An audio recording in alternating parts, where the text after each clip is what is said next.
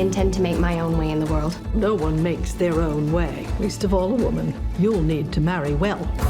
You are not married, aren't you? Well, that's because I'm rich. Little Women has been something that's been part of who I am for as long as I can remember. I don't actually remember reading the book. I think it was read to me because there was never a time when I didn't know who Jo March was. And she was always my girl. She was my literary character. She was the person I wanted to be and the person who I hoped I was. And I loved her. I'm working on a novel. It is a story of my life and my sister's. Make it short and spicy. And if the main character is a girl, make sure she's married by the end. Ow, Jo! It's such a relevant story now to show 5 women, including Marmee, who sort of find their own independence and find it in their own way and shape it in their own way. Women often don't have roles that are complex and nuanced and fully fleshed out. They're there to serve the male protagonist's story. They're there to serve a story which is not their own.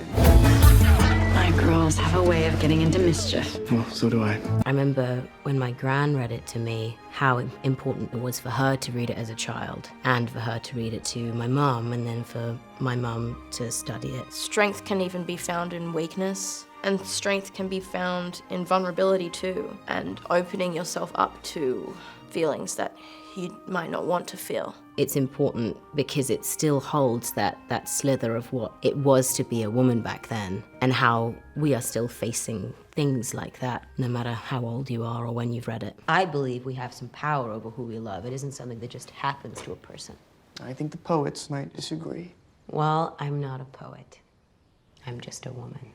For me, I always heard it as a modern story. For me, it never felt dusty. It always felt like I could hear it. I didn't have to dig to find the modern piece of it. It was just so obvious to me. They have minds, and they have souls, as well as just hearts.